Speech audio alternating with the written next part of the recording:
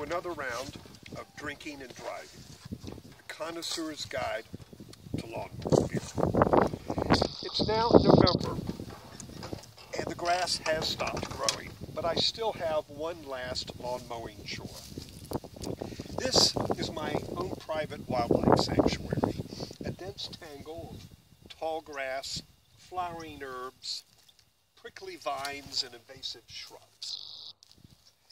And this is rabbit scat, tangible evidence that at least some of the cottontails that were born here this summer have survived. Every year, this 1/8 of an acre, I allow it to grow wild, providing dozens of mammal, bird, and insect species with a nursery to shelter and nurture their young. I would gladly keep this wild, but my own species requires that I cut it back every fall to maintain property values and cordial relations with neighbors. A special mowing attachment, known as a bush hog, could eliminate this briar patch in 5 minutes. But that would not allow me time to enjoy the beer. This is Ballantine IPA, the new version. The old version was a favorite of Ernest Hemingway and John Steinbeck, Hunter S. Thompson and the Beastie Boys. It was the last American IPA, and perhaps the only beer with real hop character to survive into the craft brewing era. The original Ballantine IPA weighed in at 7.5% ABV, featured a stunning 60 international bittering units, and was aged in oak casks for an entire year. For more than a century, Ballantine had been brewed in Newark, New Jersey, but its popularity plummeted in the 60s as drinkers began switching to light beer. In 1972, the brand was sold to Falstaff, then acquired by Pabst in 1991. For 24 years, this iconic brand was passed around like a red-headed stepchild, from one failing brewery to another. First, to the Narragansett Brewery in Cranston, Rhode Island, where barrel aging was eliminated. Then to the former Berghoff Brewery in Fort Wayne, Indiana, where wooden tanks were replaced with stainless steel. On to the Pabst Brewery in Milwaukee, where intense hop oils gave way to pedestrian pellets.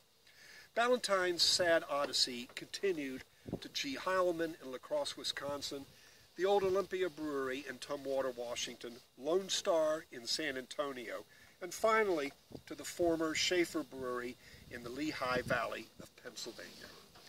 Bit by bit, batch by batch, each successive brewery watered down Ballantine's unique character. Its pungy hop intensity, its wood-aged complexity, its kick-ass potency.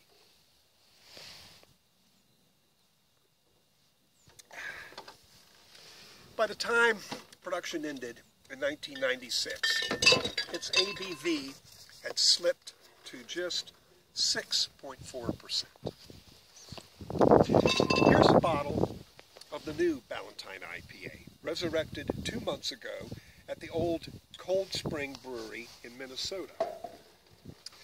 It has 7.2% alcohol by volume, 70 bittering units, and to replicate wood aging, the beer is circulated through a steel tank filled with oak spirals.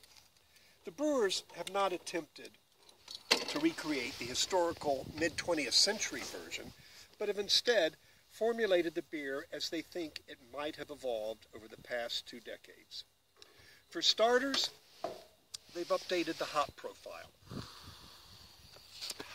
to include modern varieties like Cascade and Columbus, giving it a contemporary, dank, citrusy aroma. The palate has a robust, earthy hop character with grapefruit and floral notes. I'm not tasting any oak yet, but maybe that will emerge as it warms up. I never got a chance to try the original Ballantine IPA, but I think its legacy is well served by this new version. I give this beer 3 mini boots, ideal for cold weather chores. Until next time, heel up, toes down.